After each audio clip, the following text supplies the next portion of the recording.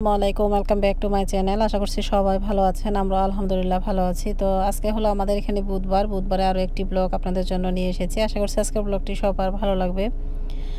তো গতকালকে আমি ব্লগ দিতে পারিনি। অনেক আপুরা আমাকে কোশ্চেন করেছে, আপু কেন ব্লগ দিচ্ছ না? আসলে আমি একটু ব্যস্ত ছিলাম, সেজন্য দিতে পারিনি। তো যাই হোক, আমি লাস্টে বলছি যে কেন আমি ব্লগ দিতে পারিনি। তো অনেক আপুরা রিকোয়েস্ট করেছে আমাকে একটা তেহেরি রেসিপি শেয়ার করার জন্য, চিকেন তেহেরি। তো আমি আজকে চিকেন তেহেরি রান্না করব। এখানে আমি 2 কেজি পরিমাণ ব্রয়লার মুরগি নিয়েছি। মুরগিটাকে ভালোভাবে ধুয়ে পরিষ্কার করে নিয়েছি। এখন দিয়ে দিচ্ছি মুরগির মধ্যে 4 টেবিল স্পুন পরিমাণ আদা রসুন পেস্ট, হাফ কাপ পরিমাণ দিয়েছি টক দই, আর দিয়েছি কোকোনাট মিল্ক দিয়েছি আমি এখানে হাফ কাপ পরিমাণ। এখন দিয়ে দিচ্ছি টমেটো কেচাপ 3 টেবিল স্পুন পরিমাণ। তার সাথে দিয়ে দিচ্ছি স্বাদ মতো লবণ আর সামান্য পরিমাণ চিনি দিয়েছি আমি অবশ্য। আর এখন দিয়ে দিচ্ছি আমি হাফ টেবিল স্পুন পরিমাণ গুঁড়া মরিচের পাউডার, হাফ টেবিল স্পুন পরিমাণ ধনিয়ার পাউডার, জিরার পাউডার। লাস্টে দিয়ে দিচ্ছি আমি 1 টেবিল স্পুন পরিমাণ গরম মশলার পাউডার অ্যান্ড বিরিয়ানির পাউডার দিয়েছি 1 টেবিল স্পুন পরিমাণ। দিয়ে খুব ভালোভাবে আমি চিকেনটাকে হাত দিয়ে মাখিয়ে নেব। দেখতেই পাচ্ছেন আমি কিভাবে মাখিয়ে নিচ্ছি। আর বিরিয়ানির স্বাদ কিন্তু এটা থেকেই বের হবে। বিরিয়ানিটা কিন্তু খুব মজা হবে যত বেশি হাতে মাখানো হবে অ্যান্ড এটাকে ঢেকে রাখা হবে। তো আমি এটাকে খুব ভালোভাবে হাত দিয়ে মাখিয়ে তারপর ঢেকে রেখে দেবো 30 মিনিটের জন্য। তো 30 মিনিটে কিন্তু আমি অন্য কাজগুলো করে নিব। তো এখন আমি ঢেকে দিচ্ছি চিকেনটাকে 30 মিনিটের জন্য। আর অন্য চুলায় আমি বসিয়ে দিয়েছি, এখানে দিয়েছি পরিমাণ মতো সয়াবিন তেল দিয়েছি, তার সাথে দিয়েছি 1 টেবিল স্পুন পরিমাণ ঘি। এখন দিয়ে দিচ্ছি আমি 1 কাপ পরিমাণ পেঁয়াজ কুচি আর তেজপাতা দিয়েছি 4-5 টুকরা। দিয়ে আমি এতটুকু মশলা দিয়ে আজকে এটা রান্না করব। আমি আস্ত কোনো মশলা দিইনি, গরম মশলা যেহেতু আমি গরম মশলাটাকে পাউডার করে নিয়েছি সেজন্য কোনো মশলা অ্যাড করব না। তো এখন আমার চিকেনটা 30 মিনিট পর আমি এখন দিয়ে দিয়েছি কষানোর জন্য। আর এই চিকেনটাকে আমি খুব ভালোভাবে কষিয়ে নেব। যতক্ষণ না চিকেনটা ভালোভাবে কষানো হচ্ছে বা সিদ্ধ হচ্ছে ততক্ষণে কিন্তু আমাকে এটা নেড়ে চেড়ে খুব ভালোভাবে রান্না করে নিতে হবে। তো চিকেনটা হতে তেমন বেশি সময় লাগবে না। এখন জাস্ট আমি একটু নেড়ে চেড়ে ঢেকে দেবো চিকেনটা হওয়ার জন্য।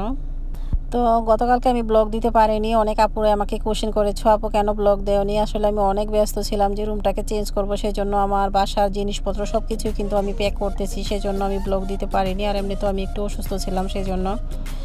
তো যাই হোক, আমার চিকেনটা কিন্তু রান্না হয়ে গিয়েছে, আমি উঠিয়ে সাইডে রেখে দিয়েছি। এখন আমি পোলাওটাকে রান্না করে নেব। এখানে আমি দিয়ে দিয়েছি ঘি দিয়েছি 2 টেবিল স্পুন পরিমাণ আর পরিমাণ মতো দিয়েছি সয়াবিন তেল।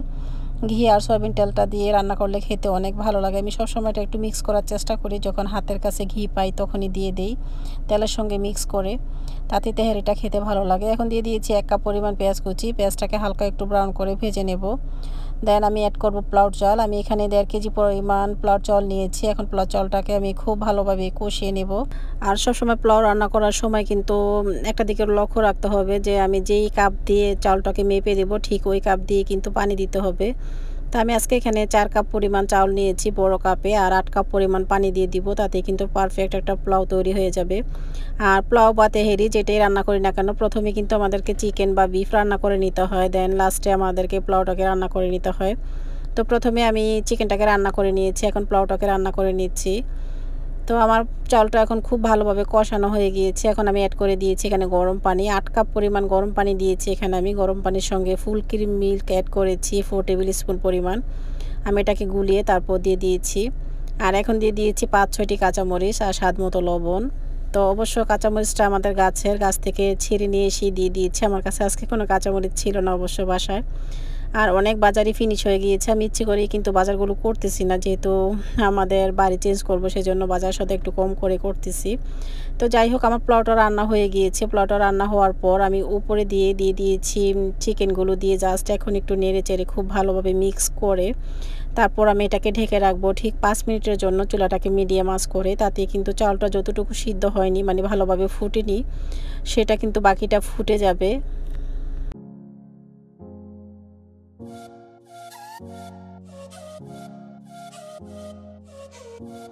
তো এখন আমার টোটালি কিন্তু পোলাওটা রান্না হয়ে গিয়েছে, মানে চিকেন তেহেরিটা রান্না অলরেডি হয়ে গিয়েছে। এই তো দেখতেই পাচ্ছেন অনেক সুন্দর একটা কালার এসে গিয়েছে।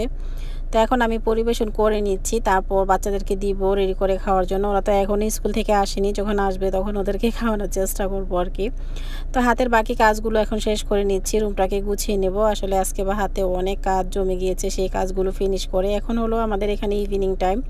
তো বাচ্চাদেরকে বিকেল টাইমে আমি একটা নাস্তা তৈরি করে দিব। এখানে আমি নিয়েছি চাউলের গুঁড়াটা যেটা রেডিমেড বাজারে কিনতে পাওয়া যায় সেটা নিয়েছি এখানে 1 কাপ পরিমাণ। তার সাথে আমি নিয়েছি সুজিটা অল্প পরিমাণে দিয়ে দেব। 1 কাপের মধ্যে আমি প্রায় 3 টেবিল স্পুন পরিমাণ সুজি দিয়েছি এখানে, দিয়ে জাস্ট একটু নেড়ে চেড়ে তারপর একটু পানি দিয়ে মিক্স করে নিব। খুব সুন্দর একটা বিকেলে নাস্তা তৈরি করা যায়। এই রেসিপিটা আপনারা ফলো করে বানাতে পারেন, খুবই ভালো লাগে আর বাচ্চারা কিন্তু অনেক বেশি পছন্দ করে এই রেসিপিটা। তো এখন দিয়ে দিয়েছি আমি স্বাদ মতো লবণ, আর তার সাথে আমি দিয়ে দিব বেকিং সোডা। তো অবশ্য বেকিং সোডা দিতে হবে, এটা কিন্তু বেকিং পাউডার না, বেকিং সোডা। তো আমি অল্প পরিমাণে বেকিং সোডা দিয়েছি, আর এখন দিয়ে দিচ্ছি আমি ব্রাউন সুগার। আমি এখানে সুগারটা ইউজ করেছি, আপনারা চাইলে গুড় দিয়েও করতে পারেন, কোনো সমস্যা নেই। এখন আমি অ্যাড করে দিচ্ছি পানি, যতটুকু পরিমাণ পানি লাগছে ঠিক ততটুকু পরিমাণ দিয়ে আমি আঠালো একটা ডো তৈরি করে নেব।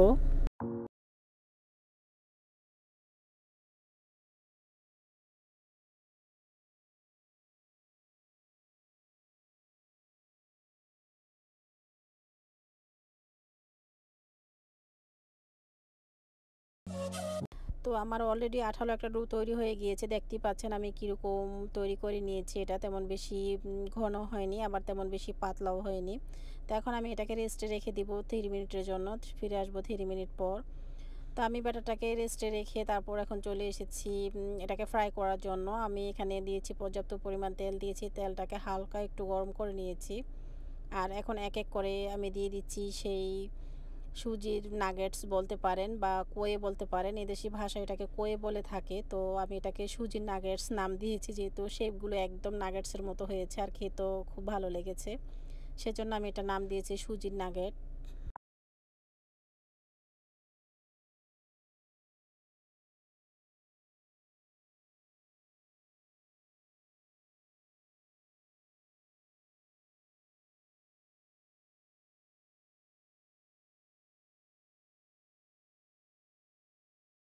সুজির নাগেটসগুলো অলরেডি ভাজা হয়ে গিয়েছে এক পিঠ, এখন আমি আরেক পিঠ উল্টে দিচ্ছি, আর দেখতেই পাচ্ছেন খুব সুন্দর ফুলে ফুলে উঠেছে সুজির নাগেটসগুলো। আর এটা বিশেষ করে মীরা খেতে অনেক বেশি পছন্দ করেছে, ওর নাকি অনেক ভালো লেগেছে। আর শালীন তো স্কুল থেকে এসেও ঘুমিয়ে পড়েছে, ও অবশ্য এখনও খায়নি। আমি যে কোনো রেসিপি যখন তৈরি না করি না কেন, আমার বাচ্চারা কিন্তু রান্নাঘর থেকে এসে নিয়ে নিয়ে তো ওরা টেস্ট করে।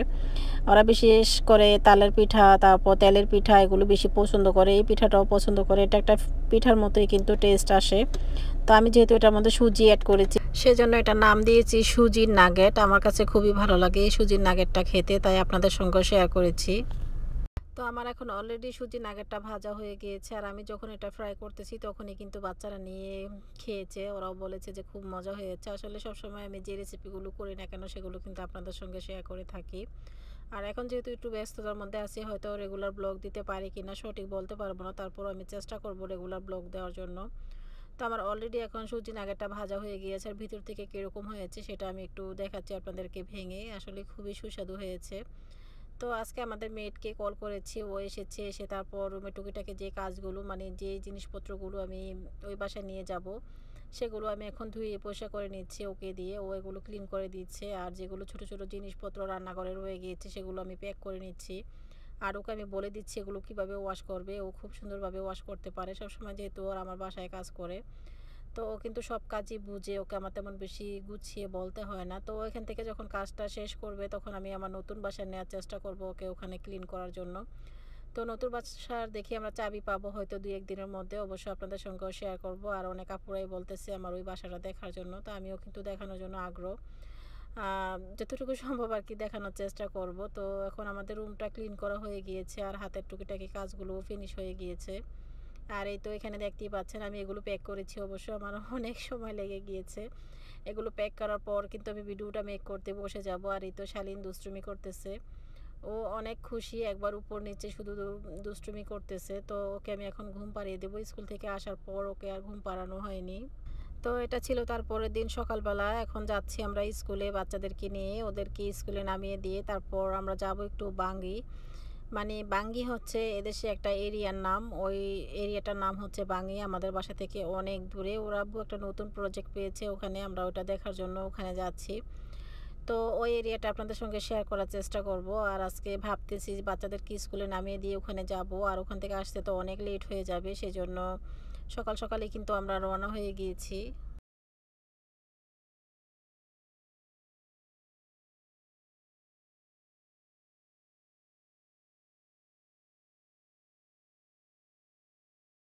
তো আমরা এখন অলরেডি ওই জায়গায় চলে এসেছি, ওখানে হাতের কাজ শেষ করে তারপর এখন যাওয়ার পথে। তো যাওয়ার পথে ওর আব্বু বলল ক্ষুধা লেগে গিয়েছে অবশ্য। তো ওর আব্বু কিছু খাবার কিনতেছে, এটা হলো রাস্তার পাশে যে খাবারগুলো বিক্রি করে সেগুলো। মালয়েশিয়ানরা কিন্তু রাস্তার পাশে ছোট ছোট দোকান নিয়ে বসে, তো সেগুলো খেতে মাঝে মধ্যে ভালোই লাগে। আমরা যখন লং ড্রাইভে যাই তখন কিন্তু রাস্তার পাশে বসেই খাবার খাই, তখন খুবই ভালো লাগে। আর এদেশের সুবিধাটা হলো প্রত্যেকটা রোডের সাইডেই কিন্তু বসার জায়গা আছে, তারপর রিল্যাক্স করার জায়গা আছে, সেই জিনিসটা আমার কাছে সবচেয়ে বেশি ভালো লাগে। নামাজের স্থান তো প্রত্যেক জায়গায় আছে, সেটা তো কোনো প্রবলেমই হয় না, নামাজ পড়তে পারি যে কোনো সময়ে যে কোনো জায়গায় কিন্তু নামাজ পড়া যায়। তো আমরা যে জায়গাটাতে এসেছি এটা আশেপাশের ভিউটা খুবই সুন্দর। তো এখানে গাছের নিচে বসেই কিন্তু আজকের খাবারগুলো আমরা খেয়ে নেব, আমি আর ওর আব্বু।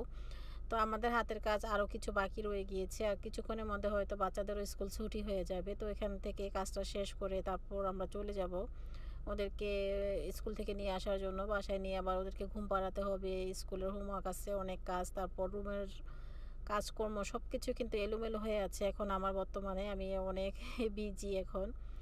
তো এখান থেকে আমি কিছু ড্রিঙ্কস নিচ্ছি, এটা মাইলো, তারপর 100+ নেসকাফি। তো দেখি ওর আব্বু নেসকাফি খাবে আর আমি সয়েল মিল্ক নিচ্ছি এখান থেকে।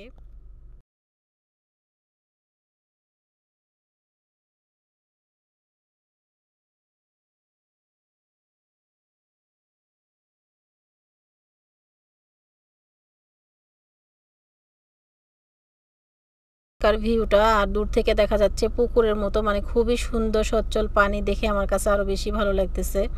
তো আমরা এখানে কার পার্ক করে আমি একটা গাছের নিচে দাঁড়িয়ে আছি, ওর আব্বু গিয়েছে খাবার কেনার জন্য। তো আমি বলে দিয়েছি কি কি আনতে হবে। তো আমরা এখানে কিন্তু আজকে গাছের নিচে বসেই খাবারটা খাবো।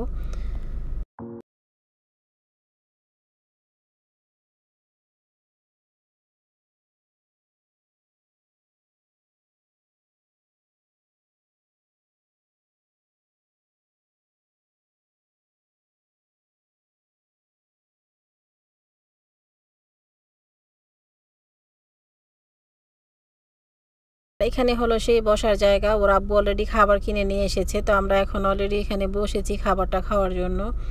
তো আমার কাছে মনে হচ্ছে কিছুক্ষণের মধ্যে হয়তো বৃষ্টি হবে, আকাশটা একদম ঘোলা হয়ে আসতেছে। তো ওর আব্বুকে বলতেছি চলো আমরা এখান থেকে চলে যাই, আসলে আমরা এখনও কিন্তু অনেক দূরে আছি। তো ওর আব্বু বললো কোনো সমস্যা নেই, বৃষ্টি আসলে কোনো সমস্যা হবে না, যেতে পারবো। তো আমরা এখন খাবারটা খেয়ে নিচ্ছি। এখানে ওর আব্বু নিয়ে এসেছে, এটা হলো বিহন, তার সাথে নিয়ে এসেছে চিকেন নাগেটস। তো আমরা এখন খাবারটা খেয়ে নিচ্ছি। আর আজকে মনে একটু বেশি কথা বলে ফেলেছি, অনেক কথা বলতেছি, আসলে কাজ রয়ে গিয়েছে রুমে, সেজন্য আমি চাচ্ছি ব্লগটা একটু তাড়াতাড়ি মেক করার জন্য। আর অনেকে ব্লগের জন্য ওয়েট করে, সেজন্য আমার যতই কষ্ট হোক না কেন ব্লগগুলো রেগুলার আমি দেওয়ার চেষ্টা করি। তো যাই হোক, আজকের ব্লগটি এই পর্যন্তই, দেখা হবে নেক্সট ব্লগে, কথা হবে। সে পর্যন্ত সবাই ভালো থাকুন, সুস্থ থাকুন আর আমাদের জন্য দোয়া করবেন। আল্লাহ হাফেজ।